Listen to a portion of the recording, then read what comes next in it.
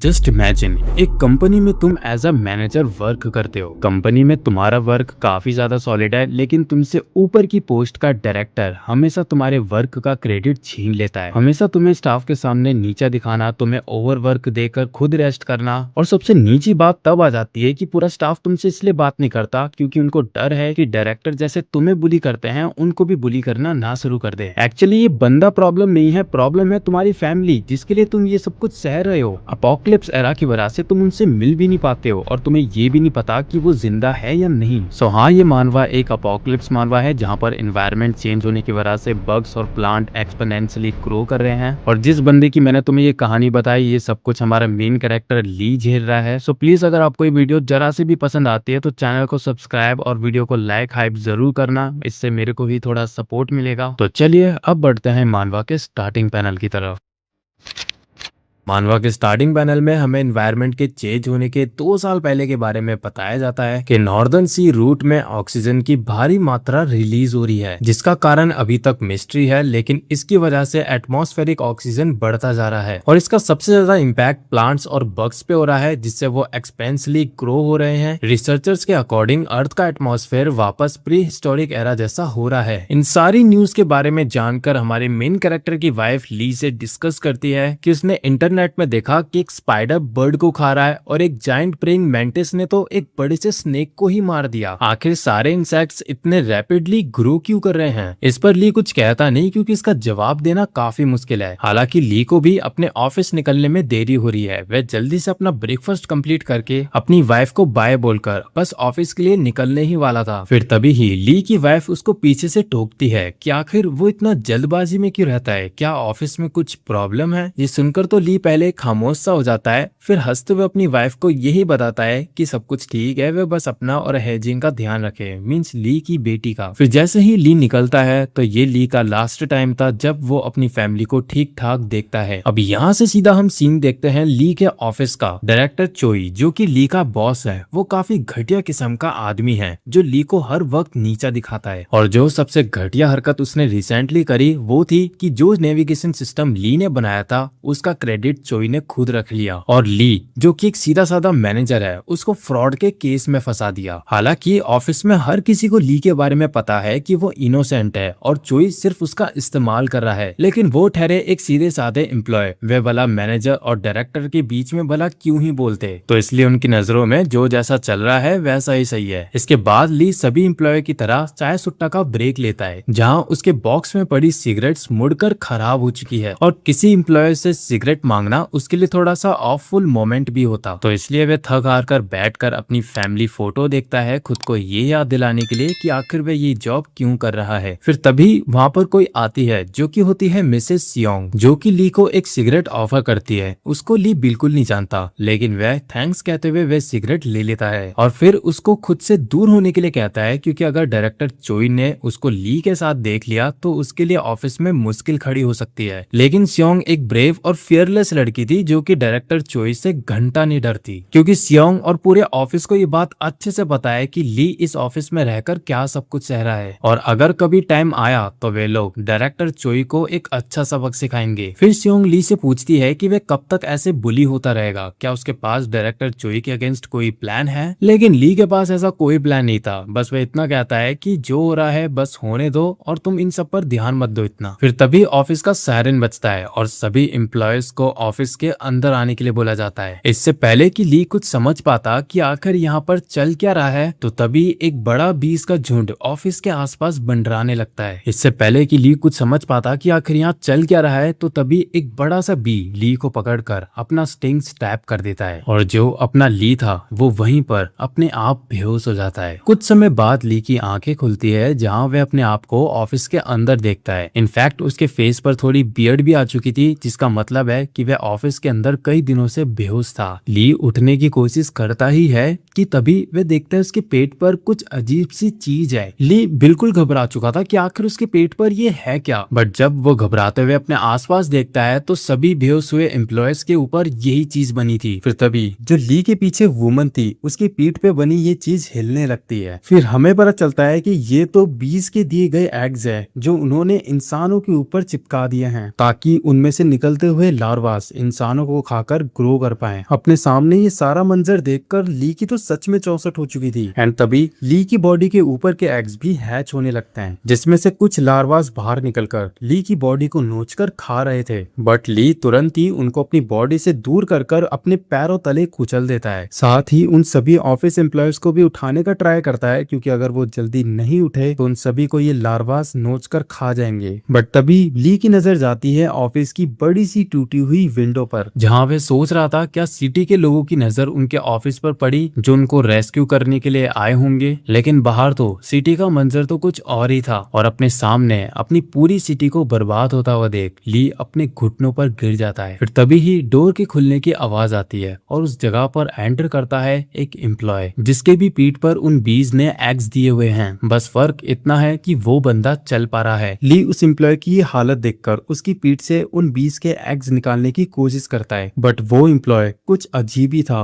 वो ली के सामने ही वहीं पर पलटी कर देता है। उसको ये करता हुआ देखकर ली पूछ ही रहा था क्या उसकी हालत ठीक तो है, लेकिन तभी ली नोटिस करता है कि उस बंदे से एक अजीब सी स्मेल आ रही है जो कि किसी ह्यूमन से तो नहीं आती। और ली को इससे पहले ही खतरे का एहसास हो चुका था, क्योंकि वहां पर एक बड़ी सी बी आ चुकी है, जिसको देखकर ली तुरंत ही गिर जाता है और उसके पीछे दो और बीज आती है। अपने आप को उन बीज से बचाने के लिए ली अपनी सांस रोककर उन सभी बाकी एम्प्लॉयज की बॉडी में छिप जाता है और जो बाकी बची बीज थी वह उस वॉमिट करते हुए एम्प्लॉय के पास जाती है और उसके आसपास चेक करने लगती है क्या सब कुछ ठीक तो है। इसके बाद ली देखता है कि ली की तरह ही वहां पर कुछ और एम्प्लॉयज थे जिनको होश आ चुका है एंड वे उठते ही हेल्प मांगते हैं, लेकिन उनकी आवाज और उनको खड़ा होता हुआ देख उनमें से एक भी तुरंत ही उनके ऊपर झपट कर एक को पकड़ के उसकी पूरे सर को चबा जाती है। और अपने सामने ये सब कुछ देखकर ली को यकीन नहीं हो रहा था। उन दोनों एम्प्लॉयज को कच्चा चबा लेने के बाद वहां से वे बीस चले जाती है, लेकिन उस वॉमिट करने वाले एम्प्लॉय को बीस कुछ नहीं करती, जिसको ली भी नोटिस कर लेता है। अब ली एक बात तो समझ चुका था कि यहाँ पर जो भी कुछ चल रहा है कुछ भी ठीक नहीं है, उसको जल्दी यहाँ से निकलना होगा और उसको उस वॉमिट करने वाले इंसान से दूर रहना है, क्योंकि वो वॉमिट कर सभी बीस को एक तरह का सिग्नल भेजता है, जिससे कि सभी बीज उसके सिग्नल को फॉलो कर आ जाती है। फिर ली जैसे तैसे उन वॉमिटिंग वाले इंसानों से बचकर आगे बढ़ रहा था। फिर जैसे तैसे वह सभी से बचकर इमरजेंसी कॉरिडोर तक पहुंचता है तो तभी उसकी तो सांस ही अटक जाती है, क्योंकि इस वक्त वो 27th फ्लोर में है, जहां का एरिया पूरे तरीके से डिस्ट्रॉय है। और ली अपने आप को इस कंडीशन में देखकर पूरा शॉक्ड था। वह जैसे तैसे अपने आप को गिरने से तो बचा लेता है, लेकिन जो उसके पीछे एम्प्लॉय था उसकी पीठ के एग्स हैच हो चुके हैं और उनमें से निकलते हुए लार्वास वो ली को पकड़ लेते हैं, जिससे कि ली का पैर स्लिप होता है और वे वहां से गिरते गिरते बच जाता है। लेकिन अभी भी वो लार्वास उसको खाने के लिए बढ़ रहे थे, लेकिन ली तुरंत ही उनको मार डालता है और उनकी बॉडी से निकलता हुआ ग्रीन कलर का लिक्विड थोड़ा सा ली के फेस पर आ जाता है। लेकिन अभी भी प्रॉब्लम खत्म नहीं हुई थी। अभी एक और वॉमिट वाला एम्प्लॉय था जो कि ली की तरफ देखकर सिग्नल भेजने ही वाला था, लेकिन उससे पहले ही ली उस पत्थर को छोड़कर एक आयरन रॉड को पकड़ लेता है ताकि वो एम्प्लॉय उसको देखकर सिग्नल ना भेज पाए। लेकिन तब तक बहुत देरी हो चुकी थी। एक बड़ी सी बी ली के पीछे आकर उसको देख लेती है। उसके आने के एहसास को महसूस कर ली के डर के मारे हाथ कांप रहे थे, लेकिन अपनी वाइफ और छोटी बेटी को याद कर ली अपने आप को मेंटली प्रिपेयर करता है, ये सोचकर कि अगर वो यहाँ पर मर गया तो उसकी बेटी और उसकी वाइफ दोनों ही इस वर्ल्ड के अंदर अकेली रह जाएंगी। जैसे ही उस बी की नजर ली के हाथों कुचले हुए उस लार्वा पर जाती है जो अभी ली के हाथों से चिपका हुआ है,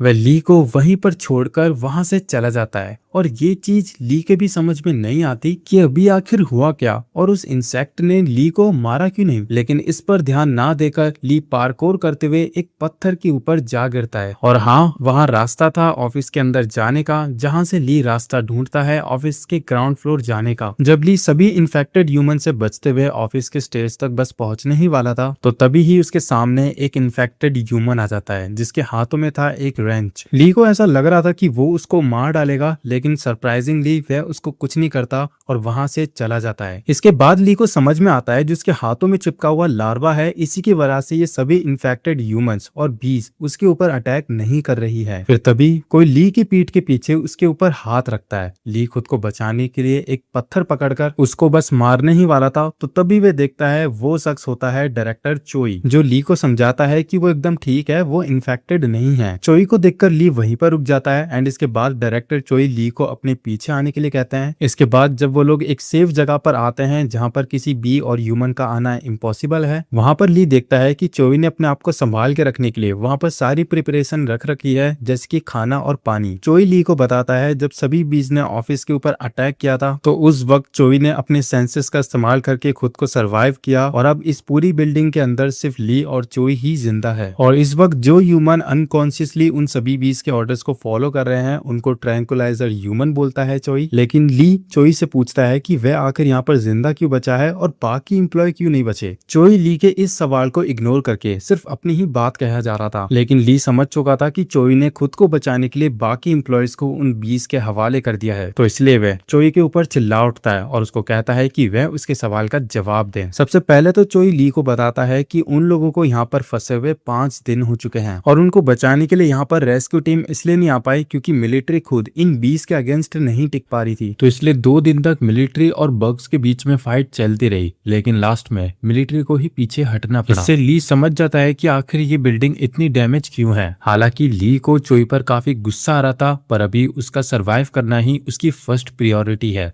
साथ में चोई ये भी कंफर्म करता है कि उसने ऑफिस में सुना है खुद के और ली के र्यूमर्स के बारे में कि कैसे डायरेक्टर चोई ली के बनाए गए आइडियाज का क्रेडिट खुद ले लेते हैं, लेकिन चोई को खुद ऊपर से ये प्रेशर मिला था इस तरीके की घटिया हरकत करने का, तो इसलिए उसने ना चाहते हुए भी हेड की बात को फॉलो किया ताकि ली सिक्योर रहे, क्योंकि वो लोग ली को ऑफिस से फायर करना चाहते थे। डायरेक्टर चोई की ये बात सुन लेने के बाद ली को उनकी बातों में कुछ सच्चाई दिखाई नहीं दे रही थी, और सबसे मेन बात वो भला ली के साथ इतने अच्छे से बात कैसे कर रहा है जो पहले नहीं करता था। फिर जब डायरेक्टर चोई ली के हाथों में उस ग्रीन लार्वा को नोटिस करते हैं तो वह उस चीज को ली के हाथों से निकाल लेते हैं, ये कहते हुए कि ये गंदी चीज क्या है तुम्हारे हाथ में। लेकिन ली उसको ऐसा नहीं करने देता, क्योंकि ली के इतना तो समझ में आ रहा है कि अगर ये बंदा उससे इतने अच्छे तरीके से बात कर रहा है तो ये लार्वा ही उसका रीजन होगा। फिर जब ली चोई से पूछता है कि आखिर यहाँ से बाहर कैसे निकला जा सकता है, तो चोई ली को अपने पीछे चलने के लिए बोलते हैं, जहाँ वह लोग ऑफिस के एग्जिट एरिया की तरफ बढ़ रहे थे, और वहां ली एक टूटी हुई लकड़ी के छेद में से ली को सामने देखने के लिए बोलता है। तो तभी हमें देखने को मिलता है कि ली अपने सामने देखता है कई सारी ह्यूमन बॉडी जिनके ऊपर वही ग्रीन कलर के लार्वास चिपके हुए हैं, और वहां पर लेटी हुई दिखती है ली को मिसेस सियोंग। इन सभी लार्वास को देखकर यही लग रहा था कि अभी इनका पेट भरा हुआ है, इसलिए वे इन ह्यूमंस को नहीं खा रहे हैं, बट जल्दी ही जब उनको भूख लगेगी तो वे उनको खाना शुरू कर देंगे। और हमें पता चलता है कि उस रूम की छत पर कई सारी बीज है और सियोंग इस वक्त उठ भी चुकी है, जिसकी हालत अब काफी ज्यादा खराब है। ली सियोंग को बचाने के लिए सबसे पहले अपने कोट को उतारता है, और जो लार्वा उसके कोट से चिपका हुआ था वह उसको लात मारकर कुचल देता है, जिससे कि उसका कोट उस लार्वा के ग्रीन कलर के लिक्विड से पूरा नहा चुका था। और ली ने ऐसा इसलिए किया क्योंकि उस लार्वा से निकलते हुए लिक्विड की वजह से शायद से बीज उसके ऊपर अटैक नहीं करेंगी, इसलिए यही चेक करने के लिए वह उन सभी ट्रांसक्युलाइज्ड ह्यूमंस के पास जाता है जिनके हाथ में अब वेपन भी है। तभी उनमें से एक ली की तरफ देखता है, लेकिन उस पर कोई अटैक नहीं करता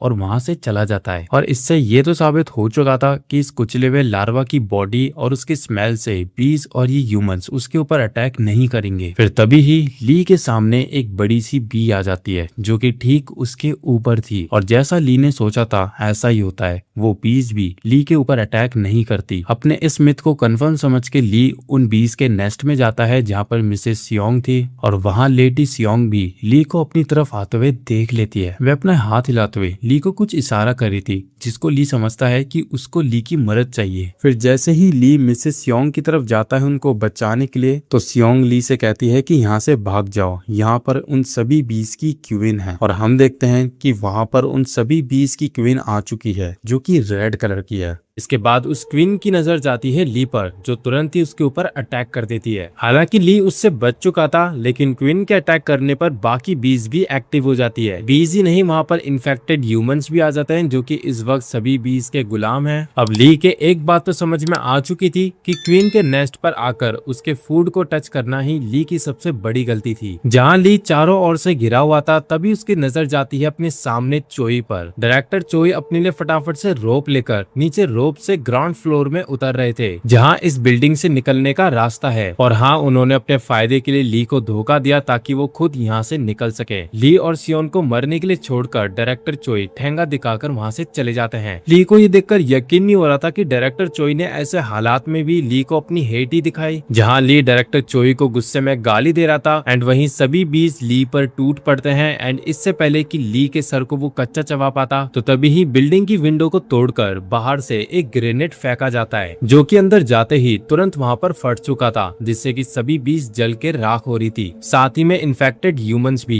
एंड क्वीन भी इससे बच नहीं पाती। एंड वहीं अपना ली क्वीन के नीचे छिपकर बच गया था, लेकिन फिर उसकी नजर जाती है सियोन पर कि आखिर वो है कैसी। लेकिन सियोन की जगह वहाँ पर किसी और लेडी की डेथ बॉडी थी, जिसको देखकर ली घबराते हुए तुरंत ही पीछे हट जाता है। फिर तभी उसके पीछे से सियोन की आवाज आती है, जहाँ पर वो देखता है कि सियोन सही सलामत है। एंड वे तुरंत ही सियोन को उठाकर उसी रास्ते की तरफ बढ़ता है जहाँ से डायरेक्टर चोय इस बिल्डिंग से भागे थे। उस टूटी हुई एलिवेटर के सहारे ली को मिसेस सियोन के साथ अपने हाथों की मदद से नीचे उतरना था, और वो कर पाएगा कि नहीं, इस चीज का फैसला उसको जल्दी लेना है, इससे पहले कि वो पूरा फ्लोर जलकर कोलैप्स होता। ली बिना कुछ सोचे मिसेस सियोन को अपने कंधे पे उठाकर रोप से ही नीचे जाने का डिसाइड करता है। इसके बाद ली जंप करते हुए अपने हाथों से स्लाइड कर नीचे जा रहा था। एंड नीचे ग्राउंड फ्लोर पर पहुंचने के बाद हम देखते हैं कि ली सबसे पहले मिसेस सियोन को उतारता है, और वे दोनों ही उन बीज के हाथों जिंदा बच चुके हैं। ली सोच में था कि हो सकता है वो अटैक मिलिट्री ने किया हो या फिर डायरेक्टर चोई हो सकते हैं। एंड जैसे ही ली मिसेस सियोन को संभालते हुए बिल्डिंग से बाहर निकलता है तो उसके सामने एक टैंक था, जिसको देखकर ली को लग रहा था कि ये मिलिट्री ही है, लेकिन वो टैंक ऑलरेडी डिस्ट्रॉयड था। ये देखने के बाद ली अब सच में जानना चाहता था कि आखिर उनकी जान मिलिट्री ने नहीं बचाई तो आखिर किसने बचाई। लेकिन तभी मिसेस सियोन काफी घबराते हुए ली को कस के पकड़ लेती है और कहती है कि हमें वापस जाना चाहिए, क्योंकि मिसेस सियोन को एहसास हो रहा है कि जैसे कि उस टैंक के अंदर काफी डेंजरस चीज है। ली भी अपनी और सियोन की सेफ्टी को सबसे पहले समझकर आगे चलता है, और वहाँ से जाते हुए ली देख रहा था अपनी पूरी सिटी को, जहाँ उनकी पूरी सिटी बग्स के ककून से ढक चुकी है और सड़क पर एक भी जिंदा इंसान था नहीं सिवाय ली और सियोन के। इसके बाद ली को जमीन पर पड़े कुछ न्यूज़पेपर दिखते हैं, जिसमें गवर्नमेंट ने सभी सिविलियंस को नोटिस दिया हुआ था कि सिटी में बग्स के अटैक की वजह से आर्मी ने मार्शल लॉ डिक्लेयर कर दिया है, तो इसलिए सभी सिविलियंस जल्दी से एवैक्यूएट हो जाए, और जब तक सभी बग्स खत्म ना हो जाए तब तक गवर्नमेंट सभी सिटीजन्स को इमरजेंसी एवैक्यूएशन सेंटर में ही रखेगी। साथ ही में उस पेपर के नीचे मैप भी था जहाँ पे एवैक्यूएशन सेंटर्स है। इसके बाद उन दोनों के ऊपर एक और भी आती है, जिसे देखकर वे तुरंत छुप जाते हैं, और अब उन दोनों की ही लाइफ कम्प्लीटली चेंज हो चुकी है, जो वे दोनों रियलाइज कर लेते हैं। मिसेस सियोंग के पूछने पर ली बताता है कि वो अपनी फैमिली के पास जाएगा, जो कि सियोंगडो या फिर सिहियोंग सेंटर के अंदर होंगे। मिसेस सियोंग डिसाइड करती है कि वो भी ली के साथ चलेंगी, क्योंकि हो सकता है कि उसकी भी फैमिली वही किसी पास के सेंटर में हो। इसके बाद ली को पास में ही वहाँ एक टैंक दिखता है, जिसका गेट खोलने पर ली को वहाँ पर आर्मी के सारे सप्लाईज मिल जाते हैं, जैसे कि जूते, कपड़े और गन भी। सियोंग सेंटर जाने से पहले ली और मिसेस सियोंग डिसाइड करते हैं कि वे लोग यहीं टैंक के अंदर आज रेस्ट करेंगे, और वैसे भी अगर उनका बाहर किसी बी से सामना हो गया तो उनके पास इतनी प्रॉपर एनर्जी नहीं कि वे उससे सामना कर पाए। ली भी मिसेस सियोंग की बात से सहमत था, एंड इसके बाद वे टैंक का गेट बंद कर वहीं पर रेस्ट करते हैं। सुबह हो जाने के बाद ली की आंखें खुलती है और वे बुरी तरीके से चिल्लाता है। क्योंकि उसकी बॉडी में बहुत पेन हो रहा था, इतना कि वे ढंग से अपनी बॉडी को मूव भी नहीं कर पा रहा था, और इसका कारण हो सकता है कि कल उसने अपनी बॉडी को काफी स्ट्रेस दिया था, जैसे कि भागना, दौड़ना और बिना सपोर्ट के स्लाइडिंग भी। जब ली मिसेस सियोंग को बुला रहा था मदद के लिए तो वो वहाँ पर नहीं होती। इसके बाद टैंक का दरवाजा खुलता है और उसके अंदर आता है एक आर्मी ऑफिसर। जब ली उससे मदद के लिए रिक्वेस्ट कर ही रहा था तो तभी उसकी नजर जाती है उस आर्मी ऑफिसर की बैक पे, जहाँ उसकी बैक के पीछे 20 के एग है। दैट मीन्स कि वो भी इन्फेक्टेड ह्यूमन है। जैसे ही वो ऑफिसर ली के ऊपर गन टारगेट करके उसको शूट करने वाला था, ली तुरंत उससे दूर हटकर अपनी गन उठाकर उस पर फायर कर देता है, जिससे कि वो ऑफिसर जमीन पर तो गिर गया था, लेकिन वो गिरते हुए भी उस ग्रीन कलर के लिक्विड को अपने मुंह से निकालकर सभी बीस को यहाँ पर आने का सिग्नल देता है, जिसके बारे में ली को भी पता था कि आखिर वो क्या कर रहा है। वह तुरंत उसका मुंह बंद कर उसको सिग्नल देने से रोकता है। लेकिन तभी वहाँ पर कोई अचानक से आकर ली को उसकी कॉलर से पकड़ के वापस से टैंक की तरफ ले जा रहा था। इससे पहले कि ली उससे पूछ पाता कि आखिर वह है कौन, तब तक वहाँ पर 3 इंसेक्ट्स आ चुके थे। उनके अंदर जाते ही उनमें से एक भी अपना टैंक के अंदर सर घुसाकर उनको खाने की कोशिश करता है। बट उस हेलमेट वाले बंदे के पास एक स्पेशलाइज्ड वीड ट्रिमर था, जिसे वह उस बी के सर में घुसाकर उसका काम वहीं पर तमाम कर देता है। लेकिन जो दूसरा वाला बी था वह चालाकी से उस ट्रिमर को अपने मुंह से पकड़ लेता है ताकि वह उसे भी ना मार दे। जब वो हेलमेट वाला बंदा उस बी से खतरे में था तो तभी ही अपना ली अपने हाथ में पकड़ी गन से उस बी पर शूट कर देता है, जिससे अपने मुंह से वो कटर छोड़ देने के बाद जिससे वो दोबारा से चालू जाता है और वो हेलमेट वाला बंदा बिना टाइम वेस्ट करे तुरंत उसके सर को अलग कर देता है। उन दोनों बी को ली के साथ निपटा देने के बाद वह हेलमेट वाला बंदा ली को यहीं पर रुकने के लिए कहता है और अपना हेलमेट उतार देने के बाद वह उसको थोड़ा सा टैंक से बाहर निकालता है। एंड तभी ही उसके हेलमेट को उसका सर समझकर एक बी अपने मुंह से उसको पकड़ लेती है। लेकिन वो ओल्ड मैन इस चीज से पहले से ही प्रिपेयर था एंड उसके हेलमेट से एक डिवाइस बाहर निकलता है जो कि हेलमेट से ना कनेक्ट होने की वजह से वो वहीं पर ब्लास्ट हो जाता है एंड तीनों ही आई बीज वहीं पर खत्म हो जाती है। इसके बाद हम उस हेलमेट वाले बंदे को देखते हैं जिसने ली के साथ उन बीज को मारा था। वो ओल्ड मैन ली की स्किल्स की तारीफ करता है कि उसको तो काफी अच्छे तरीके से गन चलाने आती है। ली बताता है कि वो टाइगर स्क्वाड के अंदर एक सोल्जर भी रह चुका है। सबसे पहले तो वो ली की तारीफ कर रहा था कि उसको ये बात अच्छे से पता है कि वो एग वाले इन्फेक्टेड ह्यूमन सभी बीज को एक सिग्नल भेजते हैं यहाँ पर आने का। लेकिन ली को अपने बारे में भी सोचना चाहिए कि ऐसा ना हो कि वो ली के ऊपर ही अटैक कर दे। ये सब छोड़कर ली उस ओल्ड मैन से मिसेस सियोंग के बारे में पूछता है कि यहाँ पर उसने किसी लेडी को देखा। वो बताता है कि उसने नहीं देखा, लेकिन हो सकता है कि वो सबवे की तरफ चली गई हो क्योंकि वहाँ पर कुछ सर्वाइवर्स है। ये सुनकर ली को काफी राहत की शांति मिलती है। लेकिन वो ओल्ड मैन बताता है कि वह होप करते हैं कि वो लड़की सही सलामत हो क्योंकि वो सबवे में मौजूद लोग पूरे सटियाए हुए हैं। ली उसे बताता है कि वो कई दिनों से अनकॉन्शियस था और जब उसकी आंखें खुली तो उसके सामने उसकी पूरी सिटी बर्बाद हो चुकी है।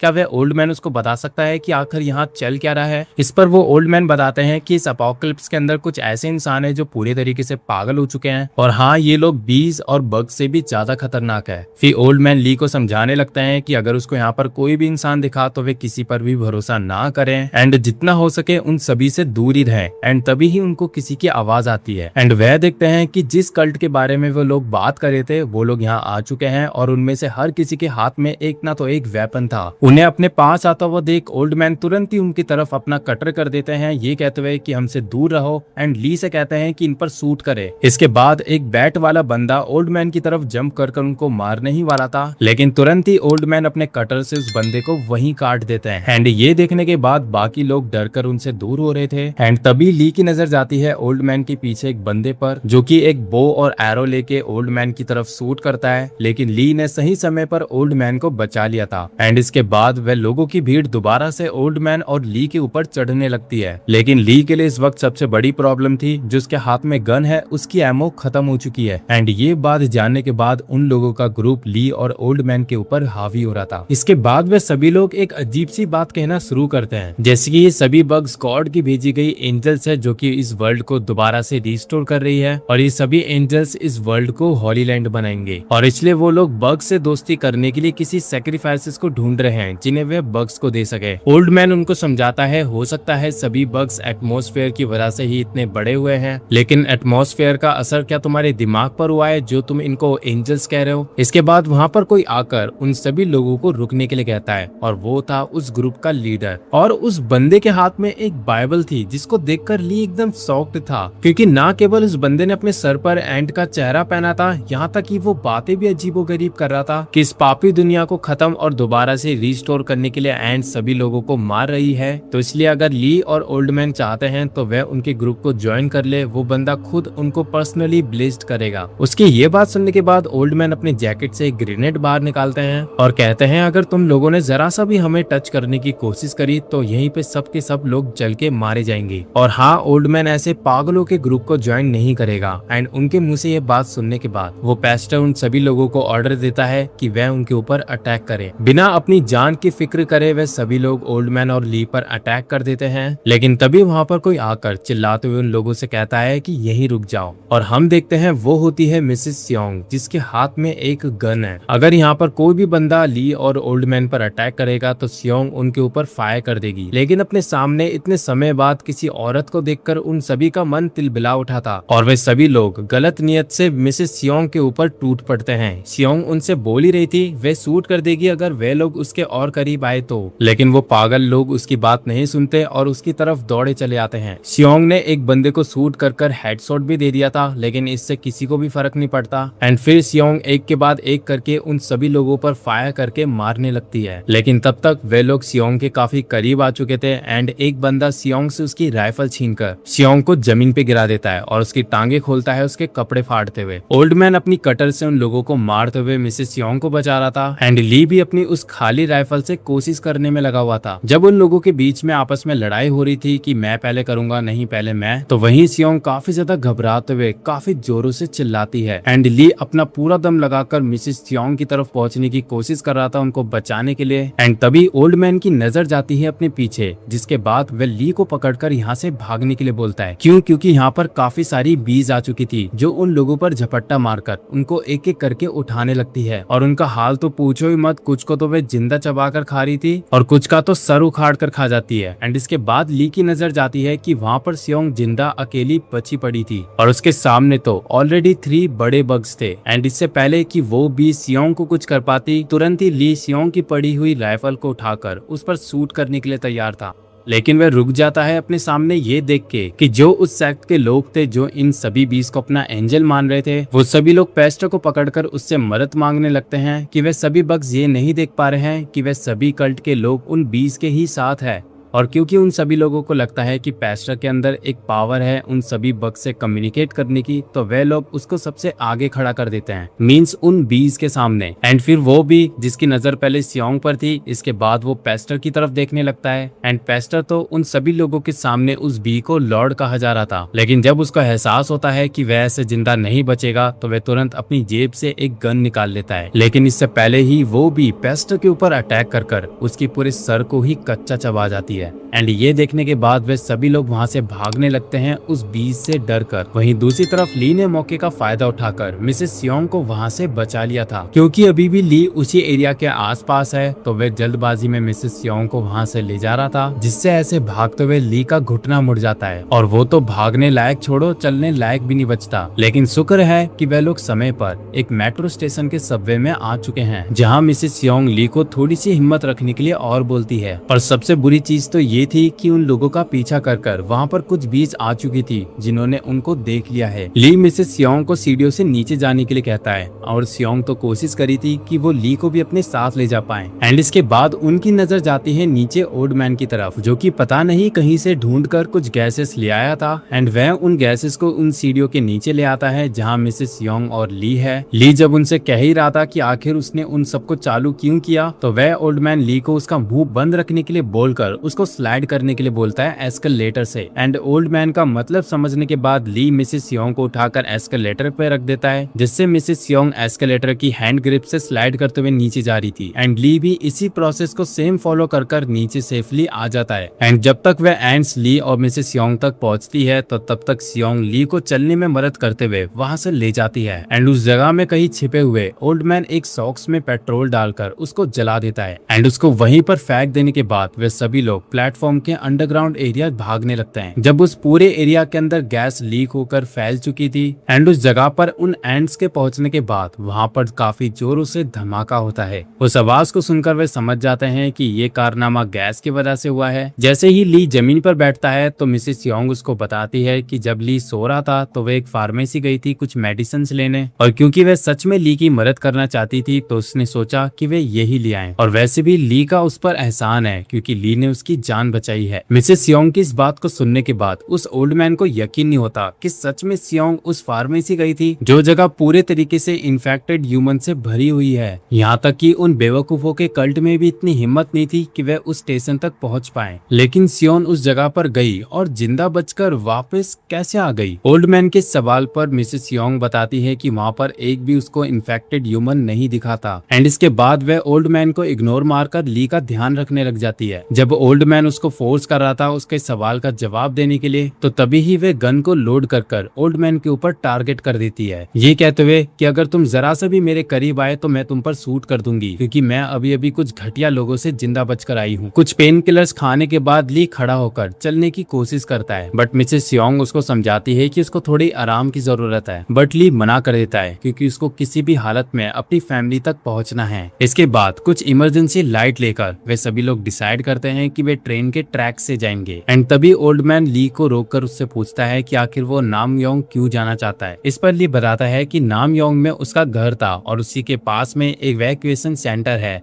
तो हो सकता है कि वहाँ उसकी वाइफ और बेटी होंगी। ली की इस बात को जानने के बाद वे ओल्ड मैन ली की तरफ ही घूर रहा था। फिर इसके बाद वे सभी लोग ट्रैक्स को फॉलो करते हुए नामयोंग जाने लगते हैं, जहाँ उनके पीछे ओल्ड मैन भी आ रहा था। इस पर ओल्ड मैन बताता है कि वे जिंदा रहना चाहता है, तो इसलिए वो भी नामयोंग के इवैक्यूएशन सेंटर जाना चाहता है ली और उसकी दोस्त के साथ। उसकी बात सुनने के बाद सियोंग उससे कहती है कि अगर वे उनके साथ चलना ही चाहता है तो वे उनका पीछा करे, क्योंकि वो लोग जाने वाले हैं सिन योंगसान स्टेशन। और जब वे लोग ट्रैक से जा रहे होते हैं तो वहाँ उनको ट्रैक के पास एक बड़ा सा सेंटीपीड भी दिखता है, जो उनको कुछ करता तो नहीं, लेकिन उसको देखकर वो लोग डर जाते हैं। ऐसे ही कुछ देर तक चलने के बाद ली और सियोंग काफी ज्यादा थक चुके थे, एंड तभी एकदम से ली उन सभी को रुकने के लिए कहता है, क्योंकि वहीं ट्रैक के पास में किसी ने जाल बिछाया हुआ था और वो जाल था ग्रेनेड का। जब वे लोग इसी के बारे में बात कर रहे थे क्या यहाँ पर उन्हीं की तरह कुछ सर्वाइवर्स होंगे, तो तभी वहाँ पर कोई आकर उन सभी लोगों से हैंड्स अप करने के लिए कहता है। ये सुनकर ली उन सभी को समझा रहा था कि वो उन पर शूट ना करे, वो लोग सिविलियंस है। पहली बात तो खुद ली यहाँ पर इंजर्ड है और उसके साथ में एक ओल्ड मैन और एक लेडी है। उसकी ये बात सुनने के बाद जिन लोगों ने वहाँ पर ट्रैक्स लगाए थे वो ली की तरफ फ्लैशलाइट मारते हैं, एंड जैसे ही ली अपनी गन को जमीन पर रखता है तो हम लोग देखते हैं कि वो होते हैं सोल्जर्स, जो कि ओल्ड मैन और सियोंग को बाकी सिटीजन्स के पास पहुंचने में मदद करते हैं। और उनको देखने के बाद ओल्ड मैन काफी ज्यादा हैरान था, क्योंकि वो लोग तो बच्चे हैं। सिन योंगसान स्टेशन पहुंचने के बाद ली वहाँ पर बाकी सभी सर्वाइवर्स को भी देखता है, जिधर ली को उसकी फैमिली दिखाई नहीं दे रही थी। एंड जब ली कमांडो से पूछता है क्या वे लोग बाहर के किसी लोगों से कांटेक्ट कर सकते हैं, तो इस पर वे कमांडो मना कर देता है, क्योंकि यहाँ की सिचुएशन जैसी दिख रही है वह उससे भी ज्यादा खराब है। एंड उसके ऐसा कहते ही हम देखते हैं एक बूढ़ा सिविलियन कमांडो से बहस कर रहा था। जब उस सोल्जर ने उनको समझाया कि अब उनके पास इतनी एमो नहीं है कि वे उन बक्स को और ज्यादा देर तक संभाल पाए, तो इसलिए उन लोगों ने डिसाइड किया है कि वे इस जगह को छोड़कर किसी दूसरी सेफ जगह पर जाएंगे। ये सुनकर वो सिविलियन कहता है कि ये इम्पॉसिबल है, क्योंकि यहाँ पर ज्यादातर बड़े बुजुर्ग और बच्चे ही है, तो हम लोग एक लंबा सफर तय नहीं कर सकते, हमें रेस्क्यू टीम की जरूरत है ही। और जब उस सोल्जर के पास उसको और कुछ कहने के लिए शब्द नहीं बचते तो वह उनको इग्नोर करने लगता है। और ली तो अपने सामने देखकर चौंक चुका था, यहाँ तक कि आर्मी भी इन बग्स का सामना नहीं कर पा रही। इस पर वो कमांडो ली को जवाब देता है कि ऐसा नहीं है, इस वक्त हमारे पास मेंबर्स और एमओ की काफी ज्यादा कमी है, और जब हमारी पूरी स्क्वाड जुंगनू सिटी पर बग से फाइट कर रही थी तो वहीं हमारे ज्यादातर स्किल्ड ऑफिसर्स मारे गए हैं। हालांकि एक और स्क्वाड है जो कि हमसे स्प्लिट हो चुकी है, लेकिन वो आखिर है कहाँ इसके बारे में कुछ नहीं पता। ओल्ड मैन के पूछने पर कि आखिर ये जगह उन लोगों के लिए बग से सुरक्षित कैसे हैं, वे बताते हैं कि सबवे के बाहर कुछ सोल्जर्स हैं जो कि बग्स पर नजर रखे हुए हैं। वे बताते हैं कि अंडरग्राउंड सबवे ही उनके लिए सबसे ज्यादा सिक्योर है, क्योंकि जब भी बाहर कोई भी बग सबवे में आने की कोशिश करता तो बाहर मौजूद सोल्जर्स उनको पहले ही अलर्ट कर देते और वे लोग इस जगह को छोड़ दूसरी जगह चले जाते। फिर तभी वहाँ पर उनको आवाज आती है एक्सक्यूज मी सर, और हम देखते हैं वो बोला था 2 बच्चों ने, और वे बच्चे ली और कमांडो के पास आकर अपनी ब्रेड उन्हें देते हुए कहते हैं कि प्लीज हमारे माता पिता को वापस ले आओ, मींस उनके पेरेंट्स जिनको बग्स उठा के ले गए हैं। एंड ये सुनने के बाद वे लोग समझ नहीं पाते कि आखिर वे उन बच्चों को कैसे समझाए कि उन बग्स ने उनके पेरेंट्स का क्या हाल किया होगा। अब नेक्स्ट सीन में हम देखते हैं सियोंग को, जो कि अपना मुंह धो लेने के बाद अपने घावों पे दवाइयां लगाती है, एंड वह वॉशरूम से बाहर आने के बाद ली की तरफ देखती है, जो कि वहाँ पर बैठा उन बच्चों के बारे में सोच रहा था कि उन बच्चों का मासूम चेहरा ये बात समझेगा ही नहीं कि बीज ने उनके पेरेंट्स को अपना स्लेव बना लिया है या फिर उन्हें खा लिया है। एंड जैसे ही ली खड़ा होकर कहीं जा रहा था तो ओल्ड मैन उसको तुरंत रोकते हुए कहते हैं कि कोई बेवकूफी मत करना, क्योंकि उन सोल्जर्स के पास इस वक्त हमारी गन्स है और हम उनसे फाइट नहीं कर सकते,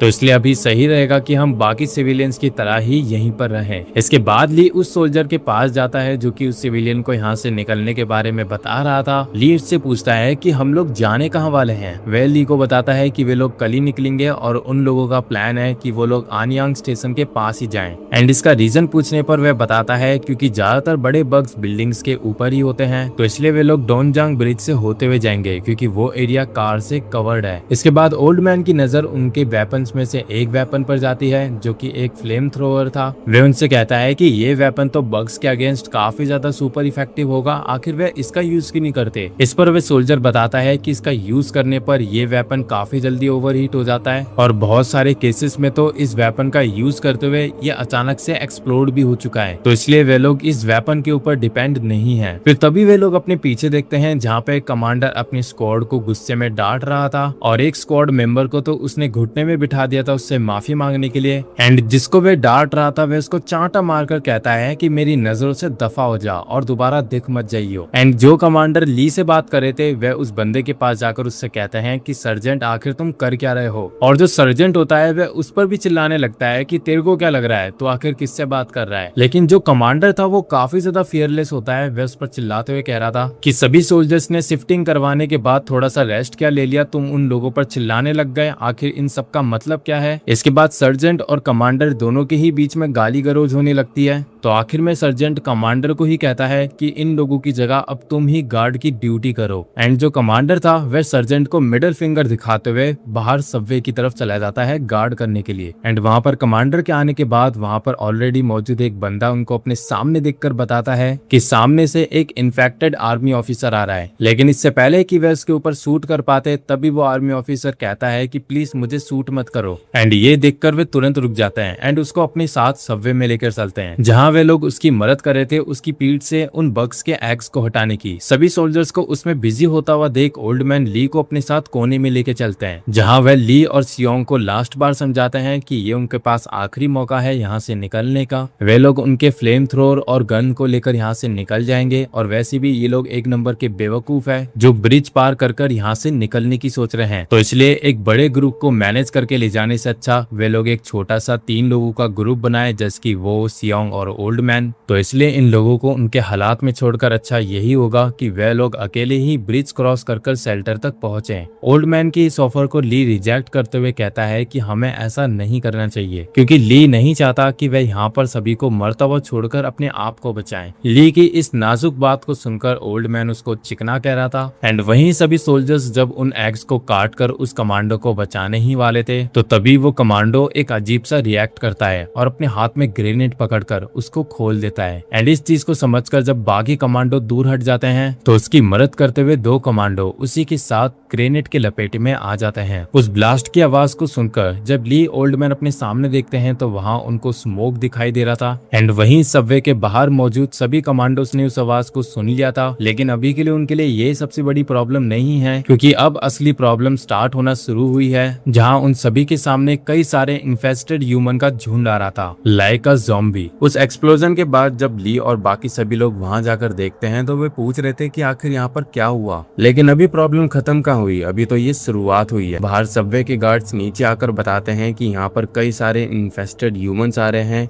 एटलीस्ट वो लोग 150 तो होंगे ही। फिर जब वहाँ पर सभी लोग सर्जेंट से पूछते हैं कि आखिर उनको करना क्या है तो वे सर्जेंट तो खुद यहाँ की सिचुएशन सुनकर काफी ज्यादा घबरा चुका था कि इतना कि वह कुछ बोल भी नहीं पा रहा था। एंड जैसे ही सबवे के अंदर कई सारे इन्फेस्टेड ह्यूमन अटैक कर देते हैं तो सभी सोल्जर ही उन पर फायर कर रोक रहे थे। ली ये देखकर डिसाइड करता है कि वे सोल्जर्स की मदद करेगा। एंड ओल्ड मैन जो थे वो ली से कहते हैं कि ये हमारा आखिरी चांस है यहाँ से भागने का, एक बार सोच लो, लेकिन ली मना कर देता है। एंड जब ओल्ड मैन उसको गाले सुना रहे थे तो सबवे के दूसरी तरफ भी इन्फेस्टेड ह्यूमंस आना शुरू हो चुके हैं। वहाँ पर दबाकर गन और फायरिंग होती जा रही थी। एंड जैसे ही वहाँ पर क्लेमोर डिवाइस को एक्टिव किया जाता है और वो डिवाइस तो एक बारी में ऐसे फटता है कि वो वहाँ के सभी इन्फेस्टेड ह्यूमन का काम तमाम कर देता है और उस सारी सिचुएशन से सर्जेंट काफी ज्यादा डरा हुआ था। फिर इसके बाद वो अंडरग्राउंड चला जाता है जहाँ ट्रैक्स है एंड वहाँ पर ऑलरेडी कुछ सोल्जर्स होते हैं जो उस जगह को गार्ड कर रहे हैं। उनके पास जाकर वो डरा हुआ सर्जेंट उनसे कहता है कि तुम लोग यहाँ क्या कर रहे हो, जल्दी से ऊपर जाओ, वहाँ के लोगों को तुम्हारी जरूरत है। एंड सर्जेंट के ऑर्डर्स को फॉलो करते हुए वे लोग वहाँ से चले जाते हैं। उनको ऊपर भेज देने के बाद जो सर्जेंट था वो नीचे अंडरग्राउंड अकेला था और वो बेवकूफ क्या करता है, वो ट्रैक पे पीछे सभी ग्रेनेड ट्रैक्स को काट कर खराब कर देता है ताकि वो यहाँ से सेफली भाग पाए। लेकिन उन ट्रैक्स को काटते ही उसको अपने सामने किसी के आने का एहसास होता है। एंड हाँ, वो थे बहुत सारे एंड्स जो कि इंतजार कर रहे थे कि कौन उन ग्रेनेड ट्रैक्स को हटाएगा ताकि वो लोग यहाँ से सेफली जा पाए। वहीं ऊपर पर जो क्लेमोर डिवाइस का ब्लास्ट था उससे वहाँ के पत्थर टूटकर गिर जाते हैं, जिससे वहाँ पर इन्फेस्टेड ह्यूमन नहीं आ पाते। इसके बाद वे लोग डिसाइड करते हैं कि जो उन लोगों ने प्लान बनाया था यहाँ से कल निकलने का, वो लोग आज ही यहाँ से निकलेंगे। तो इसलिए कमांडर कुछ सोल्जर्स को खाना, पानी और एमोस को तैयार करने के लिए बोलता है, लेकिन वहाँ पर खड़ा ओल्ड मैन उन बीज का प्लान समझ चुका था। उन बीज ने इन्फेस्टेड ह्यूमंस का इस्तेमाल करके हमारा ध्यान भटकाया ताकि हमारा ध्यान उन पर हो सके।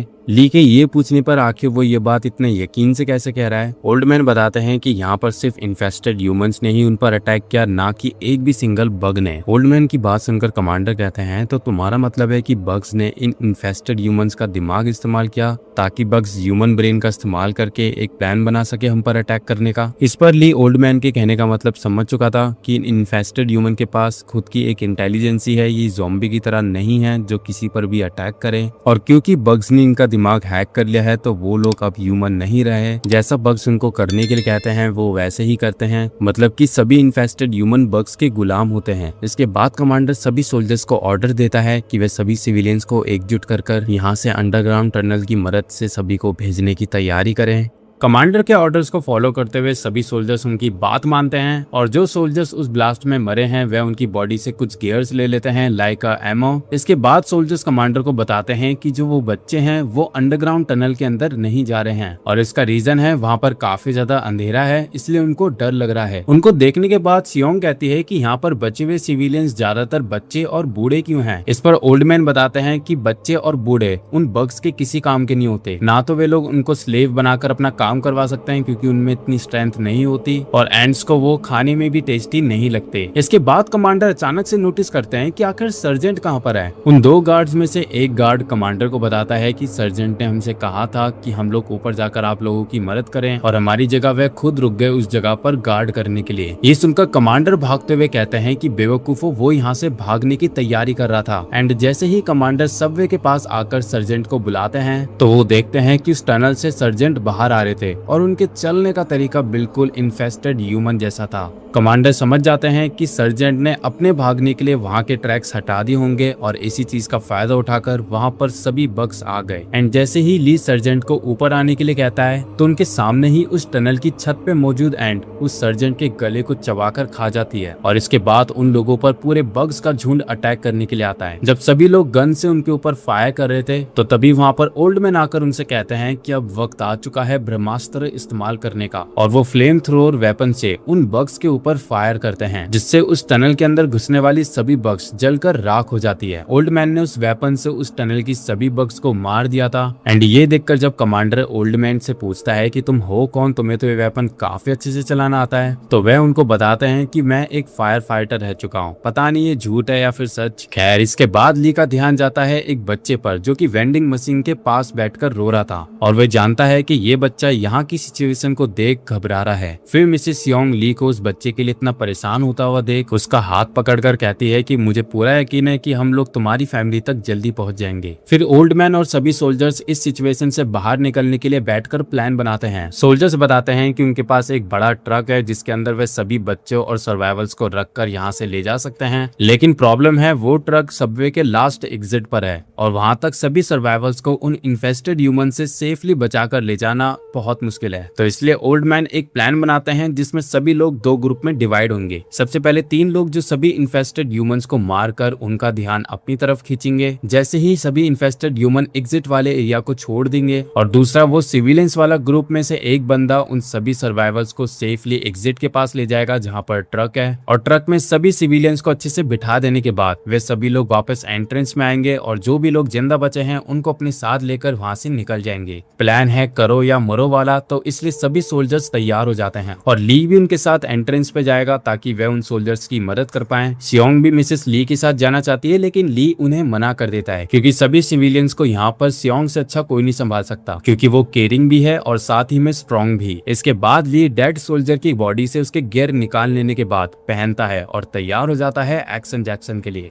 एंट्रेंस पे पहुंच के कुछ सोल्जर्स कुछ स्मोक ग्रेनेड उन लोगों की तरफ फेंकते हैं ताकि वे इन्फेस्टेड लोग उनको देख ना पाए। एंड अचानक से अटैक कर वे उन सभी का ध्यान अपनी तरफ खींचते हैं। वहीं जो दूसरा ग्रुप है वे लोग एग्जिट से बाहर निकल जाते हैं। जब सभी सोल्जर सर्वाइवर्स को ट्रक पर पहुंचने में मदद कर रहे थे और साथ ही में कुछ सामान भी लोड कर रहे थे खाने पीने का, तो तभी वहां पर एक अचानक से इन्फेस्टेड ह्यूमन आकर एक सोल्जर की गर्दन पर इंजेक्शन डाल देता है। उस सोल्जर की चिल्लाने की आवाज सुनकर ओल्ड मैन उस इन्फेस्टेड ह्यूमन पर शूट करके उसको मार देते हैं। और वहीं मिसिस सियोंग को ली की फिक्र हो रही थी क्या वो ठीक होगा। वहीं हम ली को देखते हैं जिसकी सारी एमोस खत्म हो चुकी है। एंड तभी उन लोगों के सामने एक बड़ा सा जायंट इन्फेस्टेड ह्यूमन आ जाता है जिसने कार डोर को उखाड़ कर एज अ शील्ड अपने सामने लगा रखा था। ली उस पर शूट तो करता है लेकिन कुछ ही बुलेट्स थी जो कि उस पर हिट होती है। एंड तभी वो बंदा ली और उसके ग्रुप पर उस कार डोर को फेंक कर एक सोल्जर के सर को कुचलने वाला था, लेकिन वो उससे बच जाता है। ली सभी सोल्जर से कहता है कि इसको मारने के लिए इसके सर को उड़ाना होगा। एंड जब सभी लोग उसके सर पर फायरिंग कर रहे थे तो वो अपने हाथों से अपनी सर को ढककर बचा रहा था, लेकिन खुद को बचाते हुए वे ली के काफी करीब आ चुका था इससे पहले कि वो ली को कुछ कर पाता। तो तभी वहाँ पर ट्रक आ जाता है और हम देखते हैं कि वहाँ पर आ जाते हैं दूसरे ग्रुप के लोग। वे सभी लोग ली और उसके साथ के सोल्जर्स को ट्रक के अंदर आने के लिए कहते हैं। एंड जब ली ट्रक के अंदर आ रहा था तो तभी एक बच्चा अपने सामने देखकर कहता है डैड आप, और अपने डैड का नाम लेते हुए वह बच्चा ट्रक से उतरकर इन्फेस्टेड ह्यूमंस की तरफ भाग रहा था। उस बच्चे को ऐसे भागता हुआ देख ली उसके पीछे भागता है उसको वापस लाने के लिए।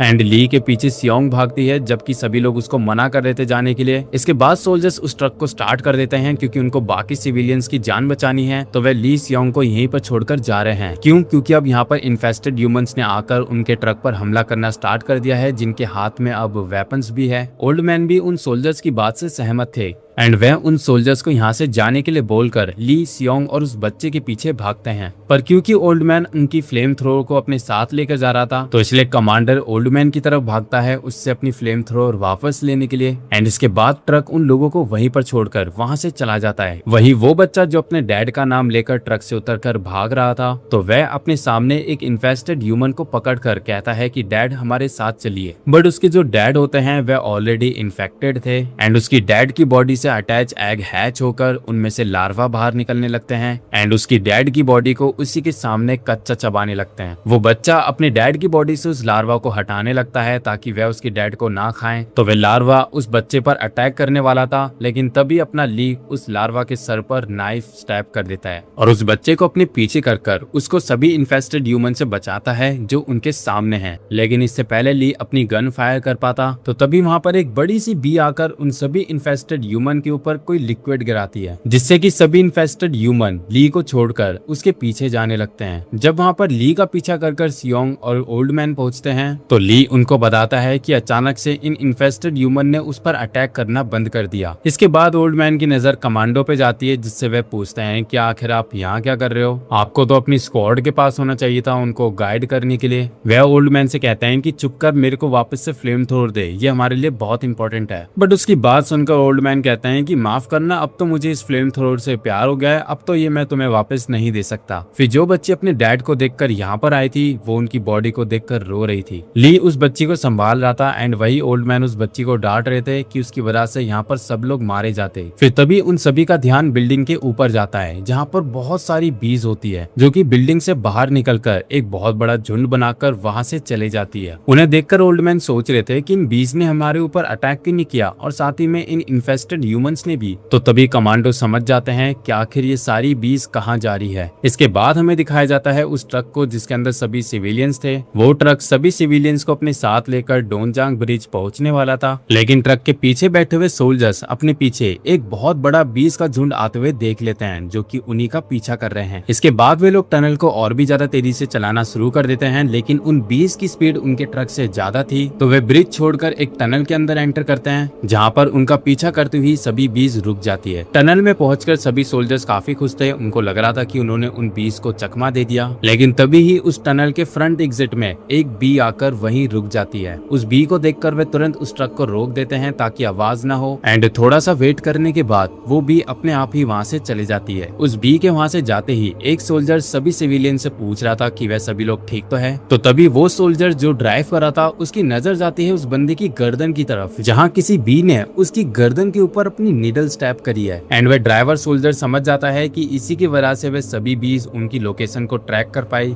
और जब उस बंदे के इन्फेक्टेड होने से पहले वह उसको मारने ही वाला था तो उनकी आवाज को सुनकर वहाँ पर दोबारा से बी आ जाती है और इस बार वह उनको देख लेती है। अपनी लॉयल्टी साबित करने के लिए वो सोल्जर ट्रक से बाहर निकलकर सामने भागने लगता है ताकि वो भी उसका पीछा करें। एंड ऐसा होता भी है। जब वो बी उसका पीछा कर रही थी तो वह अपने हाथ में एक ग्रेनेड लेकर उसको खोल देता है। एंड जब वो बी उस सोल्जर को पकड़कर वहीं पर खा रही थी उन सभी के सामने, तो वो ड्राइवर वाला सोल्जर रो रहा था ये देखकर कि उसने हमें बचाने के लिए अपने आप को सेक्रीफाइस कर दिया। तो तभी वहाँ पर 2-4 बीज और आ जाती है उसकी बॉडी को खाने के लिए, लेकिन तब तक वो ग्रेनेड फट चुका था और उस बंदे की इस कुर्बानी को देखकर सभी लोग इमोशनल हो जाते हैं। वहीं दूसरी तरफ ली और उसका ग्रुप उस जगह पर वापस आ जाता है जहाँ पर ट्रक निकला था। वे लोग डिसाइड करते हैं कि सिविलियंस के पास पहुंचने के लिए वे लोग ट्रक का पीछा करेंगे। बट तभी एक बड़ी सी बिल्डिंग के ऊपर सभी इंसेक्ट्स का हाइव बना हुआ था और उन इंसेक्ट्स के साथ साथ इन्फेस्टेड ह्यूमंस भी थे, जहां हर एक इन्फेस्टेड के हाथ में एक ना तो एक वेपन था और उन सभी के सभी को बीज कमांड कर रही थी। ये सब कुछ अपनी आंखों के सामने देखकर कमांडो ली और उसके ग्रुप के पास वापस आकर वहां की सारी सिचुएशन बताता है।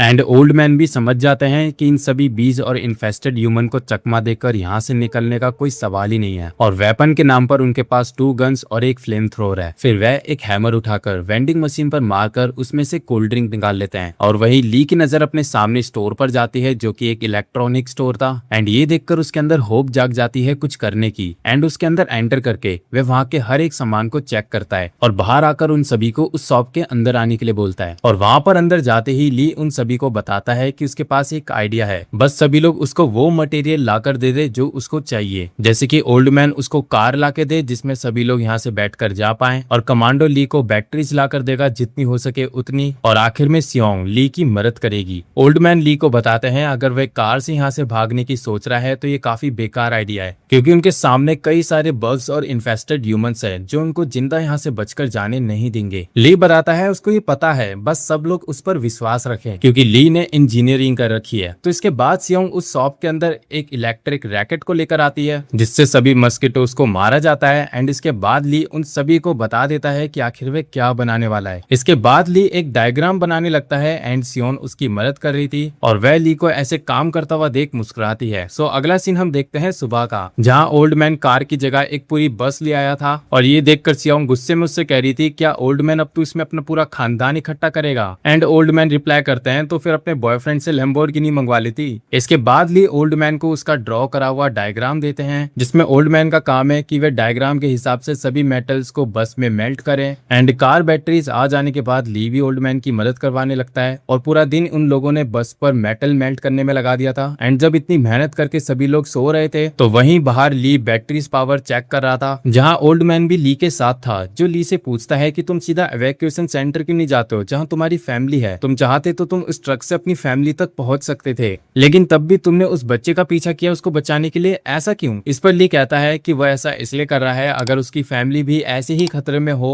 तो उसी के जैसा इंसान उनकी मदद करे। ओल्ड मैन उसकी बात सुनकर कहते हैं वाह बेटे वाह, मुझे लगा आज ज्ञान ही पेलेगा कुछ। वहीं सोती हुई सियोंग की आंखें खुलती है और वह अपनी बस की विंडो की साइड देखती है एक इन्फेक्टेड ह्यूमन को जो कि उसी की तरफ घूर रहा है। उसे देखकर मिसेस सियोंग डरते हुए वहां से दूर हट जाती है, लेकिन खड़ी होने के बाद वह देखती है कि वो वहां पर है ही नहीं। फिर उनको बस के बाहर कुछ आवाज आने लगती है और उस आवाज को ली और ओल्ड मैन ने भी सुन लिया था और वो देखते हैं कि बस के पास में जहां आवाज आ रही थी वहां पर एक इन्फेस्टेड ह्यूमन है। ओल्ड मैन उसको शूट तो कर देते हैं लेकिन उससे पहले ही उसने वो लिक्विड गिरा दिया था और उस गन फायरिंग की आवाज सुनकर वहां पर कई सारे इन्फेस्टेड ह्यूमन पहुंचते हैं और जब वे लोग तुरंत उन पर अटैक करने के लिए बढ़ते हैं तो ली फटाफट से अपनी बैटरी को लेकर बस के अंदर आ जाता है। इसके बाद बस स्टार्ट करके वे सभी लोग वहां से जा रहे थे जहां पर उनकी बस से कुछ इन्फेस्टेड ह्यूमंस लटक चुके थे। इसके अलावा वे लोग ये भी जानते हैं कि वो लिक्विड उनके बस पर गिरा हुआ है तो जल्दी से बीस उनको ट्रैक कर यहाँ आ जाएंगी। वो लटके हुए सभी इन्फेस्टेड ह्यूमन उनके बस के कांच को तोड़कर अंदर आने की कोशिश कर रहे थे, लेकिन ओल्ड मैन उनको अंदर आने नहीं देता। एंड इसके बाद वो ली से कहता है कि वे अपने बनाए गए डिवाइस को एक्टिव करें, लेकिन ली उनको समझाता है कि अभी सही वक्त नहीं है, उनको बीस के आने का इंतजार करना होगा। जब वे लोग ब्रिज के पास पहुंचने ही वाले थे तो तभी वो लोग देखते हैं कि वहां पर कई सारे बीस का झुंड आ चुका है। एंड जैसे ही बीस उनके बस के ऊपर चढ़कर उस वायर को तोड़ने लगती है तो उसी वक्त ओल्ड मैन ली से कह रहा था कि अगर उसका बनाया गया ये डिवाइस काम नहीं किया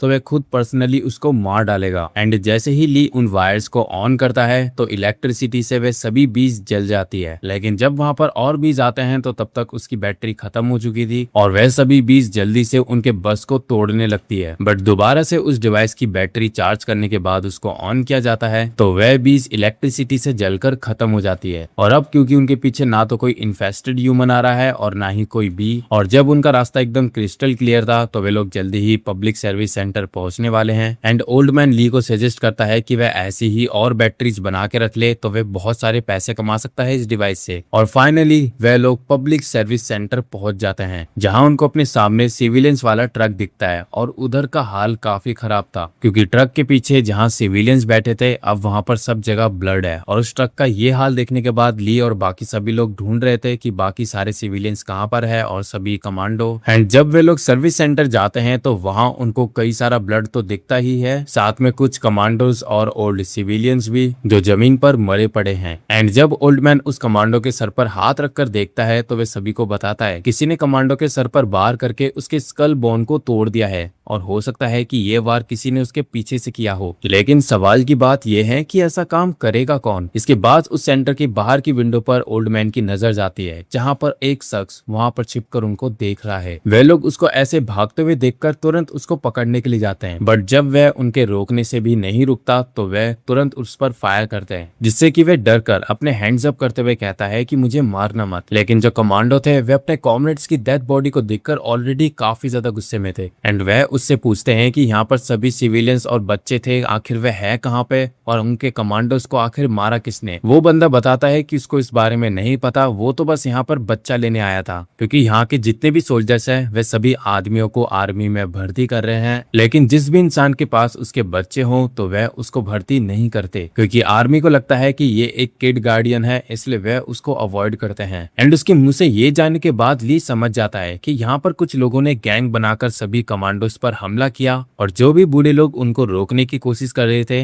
वह उनको मारते तो है ही, साथ ही में वह उनके साथ के सभी बच्चों को भी ले जाते हैं ताकि उनको आर्मी ज्वाइन ना करनी पड़े। एंड ली को ये सोचकर स्ट्रेस हो रहा था कि ऐसा भी तो हो सकता है कि किसी ने उसकी वाइफ और बेटी के साथ भी ऐसा ही किया हो। इसके बाद ओल्ड मैन की नजर उसके पॉकेट में रखे रेडियो पर जाती है। वह उससे वो रेडियो लेकर उसको चालू करता है जिसमें एक बड़ा पॉलिटिशियन सभी रिपोर्टर्स के जवाब को दे रहा था। इस वक्त पूरे कोरिया के अंदर नेशनल इमरजेंसी अनाउंस हो चुकी है बग्स के अटैक के कारण, और जो कोरिया के सिविलियंस थे वो पार्लियामेंट के सामने खड़े होकर प्रोटेस्ट कर रहे हैं। क्योंकि the minister of public information अब तक वो सियोल की सिचुएशन को हैंडल नहीं कर पा रहा है। क्योंकि अब तक गवर्नमेंट बस यही कह रही है कि वे सभी सिटीजन्स को वापस नॉर्मल करने में लगे हुए हैं, लेकिन ऐसा कुछ नहीं हो रहा और सभी सिटीजन्स बस इतना ही चाहते हैं कि गवर्नमेंट इंसेक्टिसाइड या फिर नेपेलम जैसे वेपन्स का इस्तेमाल करके इन बग्स को खत्म करे। बट गवर्नमेंट ऐसा नहीं चाहती। उनके हिसाब से अगर वे ऐसे वेपन का यूज करेंगे तो सियोल जैसी डेवलप कंट्री खराब हो सकती है, और सियोल तो पूरे कोरिया की सबसे ज्यादा इन्वेस्टेड रियल एस्टेट है,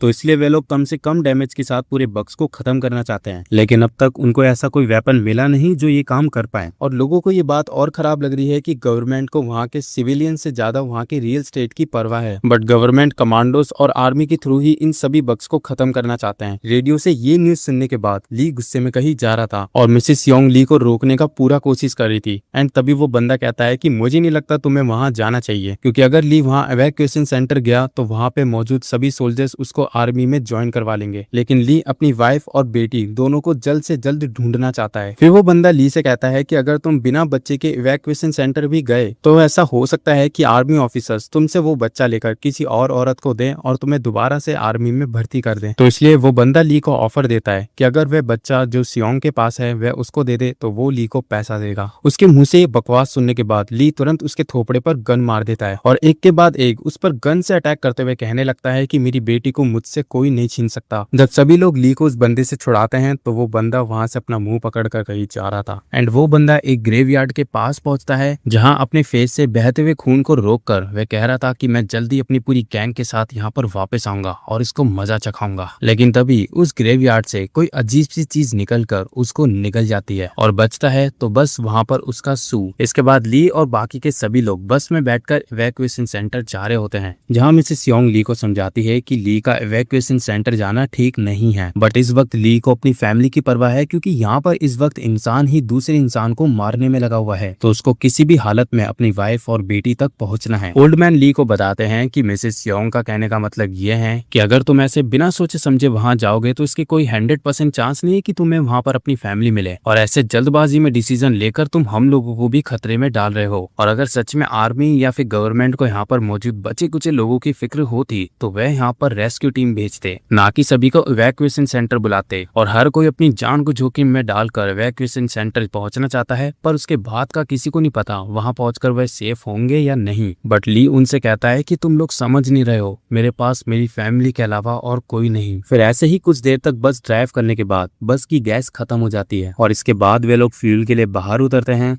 जहाँ वे लोग वहां पर मौजूद कार्स में से गैस और फ्यूल निकाल रहे थे। एंड वही उनके साथ का जो कमांडो था वो भी यही काम कर रहा था। फिर तभी उसकी नजर जाती है अपने सामने रोड पर पड़े कई सारे शूज पर, जिन्हें देखने के बाद वह तुरंत ओल्ड मैन की तरफ भागता है। एंड इससे पहले कि वह उसको कुछ बता पाता, तभी ओल्ड मैन के पीछे से एक बड़ा सा कैटरपी बाहर निकलता है, जो एक अंधेरी सी जगह से बाहर निकलकर सभी लाइट के ऊपर चिपक रहा था। और यही नहीं, उसका कलर भी चेंज हो जाता है ग्रीन से ब्लैक। और वहीं ली, जो कि बस के अंदर सो रहा था, उसको वही अपने पास्ट डेज के सपने आ रहे थे, जहां डायरेक्टर चियोल ली से कह रहा था कि मैं कब तक तुम्हें एग्जीक्यूटिव से बचा के रखूंगा। वो लोग हमेशा मेरे से कहते हैं कि मैं तुम्हें फायर कर दूं, लेकिन मैं ऐसा करता नहीं। और चियोल से डांट सुनने के बाद जब ली बाहर आता है तो वो बाहर बैठकर अपना वॉलेट निकालकर अपनी फैमिली फोटो देख रहा था, खुद को ये याद दिलाने के लिए कि आखिर में इतना हार्ड टाइम फेस क्यों कर रहा हूँ। लेकिन उसके वॉलेट में उसकी फैमिली फोटो की जगह मिसेस योंग और उसकी फोटो थी, जो कि कभी भी उसकी ऐसी फोटो मिसेस योंग के साथ तो थी ही नहीं। एंड सबसे हैरानी की बात, उसकी फैमिली की जगह मिसेस योंग की फोटो क्या कर रही है। एंड तभी ली के पीछे से मिसेस योंग उसको बोलती है बेब। ये सुनकर ली हैरान हो जाता है कि अभी तुमने मुझे क्या कहा बेब। सियोंग कहती है ऑफ कोर्स मैं कह सकती हूँ, क्योंकि हम दोनों तो मैरिड है ना। और सियोंग को लग रहा था कि ली इतना ज्यादा कंफ्यूज्ड इसलिए है क्योंकि वो काफी ज्यादा स्ट्रेस में है। एंड सियोंग के ली को किस करते ही ली की आंखें खुलती है, जहाँ पर वह जोरों से चिल्ला रहा था। एंड उसको पता चल जाता है कि वो एक सपना है, और हम देखते हैं कि वहाँ उस बस के अंदर मिसेस सियोंग भी आ जाती है, जो उससे पूछती है कि वह उसका ऐसे नाम लेकर चिल्ला क्यों रहा है।